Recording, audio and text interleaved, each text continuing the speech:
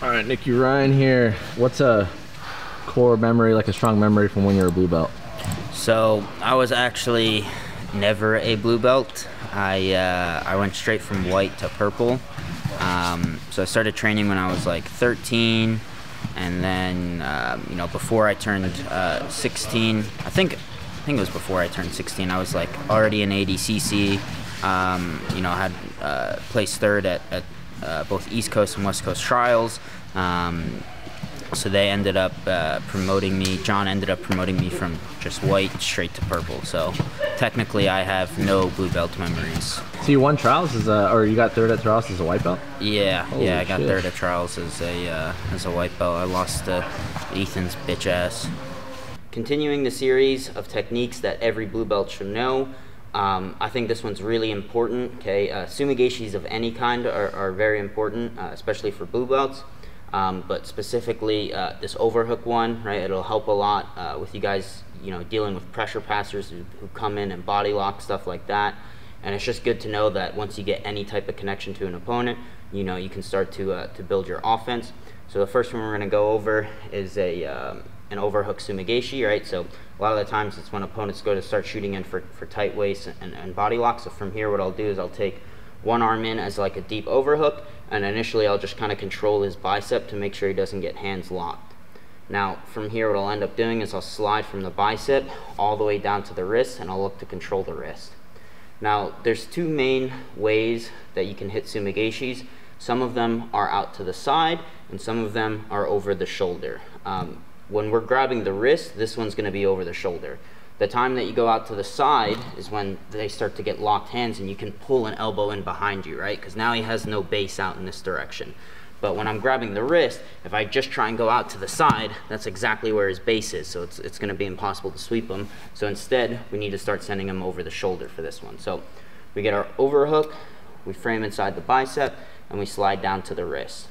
Now from here, with the ones out to the side, we normally like to fold a leg in. That way we can start to, you know, build up to a knee and stuff. With the ones overhead, we want to use our free leg as a drive leg. So rather than folding it in like so, what I'm going to do is I'm just going to base my foot flat on the mat. Now from here, I'm going to start leaning back. When I lean back, I'm not leaning straight back like this, right? When I have square hips, it's very difficult to use this butterfly hook and elevate them. Okay, but I'm also not coming completely to the side. It's at like a slight angle like so. So I'm kind of falling back towards my right shoulder. So we control the wrist, our right leg's a drive leg. We start falling at a slight angle towards our right hip. And from here, I think about sending him over my right shoulder like so. And I can hit a backwards roll and end up in top position. Well, I guess from white to the in between purple, do you have like a strong memory as a blue belt? Like what's something interesting or like traumatic that stuck with you from those days? Well, I mean, I guess it's a collection of memories, but so I would always be a kid doing the adult divisions, and I'd go to like these random nagas and stuff, and I was also a chubby kid. So none of the adults wanted to lose to a chubby 13-year-old. So, and I would also lie about my age to enter into these adult divisions. But yeah, still looked super young, had a baby face and everything. So none of these adults wanted to, like, you know, actually tap when I had them in submission. So pretty much every like local tournament I had to do, every match I would have to like brutally break these people in heel hooks. It was the only submission that I knew back then was heel hooks. So, I would just have to, I'd enter like expert level at Naga just so I could do heel hooks. That's and funny. Then nobody would tap and I would have to break them like every single match. I remember watching matches of you as like a chubby kid just breaking people's legs. Yeah, nobody wanted to tap back then. Also, leg locks were very unknown back then, so people also probably just didn't know what an actual heel hook felt like. The reason that this is so good is because you can pair it with many different things, right? So if they happen to free their wrist and base out, you can use it to enter the legs. If they hop to their knees, you can start to use it to wrestle up, go into sprawls, go behinds, or start attacking front headlock series. So we'll quickly go over these two as well. So sometimes when we attempt this the sumi-gaeshi, right, they'll end up pummeling their wrist inside of mine like so, and they'll get their hand out for base. But even when they do this, we can still elevate them up into like a tripod position, which will make it easy to start entering into his legs. So from here, I'm gonna base my right leg on the mat. We attempt that same move that we just looked at, but this time he bases out like so. From here, what I'm gonna look to do is I'm gonna release my overhook. My hand's gonna come in front, and I'm gonna use this as like a cross lat frame like so. Now from here, I'm gonna start to kind of invert like so as I start to push him with this cross lat frame. From here, I'm gonna drive off of my right toes so that I come almost completely north-south, and this is gonna allow me to hit this front pummel with my right leg.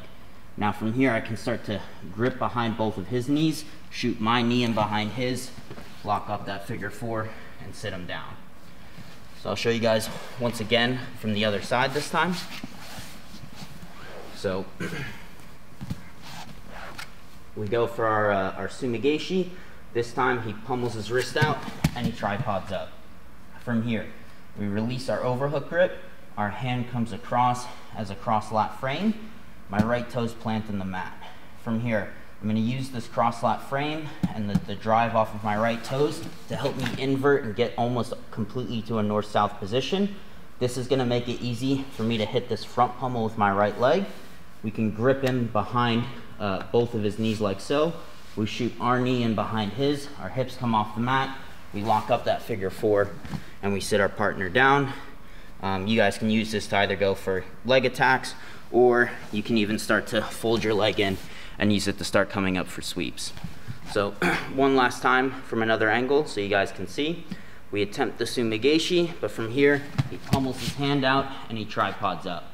From here, we remove our overhook grip, we switch to this cross lat pose. Our right toes plant in the mat. We use this cross lat frame and our toes in the mat to start to invert so that we can come almost completely north-south. This is gonna make it easy for my right leg to hit that front pummel. We can grip in behind both of his knees, shoot our knee through, lock up the figure 4, and then sit our partner down. If you can go back in time, talk to yourself, give yourself advice at that early stage, like what would it be? Probably compete more, to be honest, because it's like now I'm at a point in my career where like I still don't feel like I compete nearly at the same level that I train at, and I think that I could have fixed that if I had competed much more frequently, you know, as I was coming up, because it's like when you're coming up, nobody cares if you lose. You're still unknown, you know. I was literally a kid competing back then. So it's like I should have just gotten as many competition reps as I could have on my way up.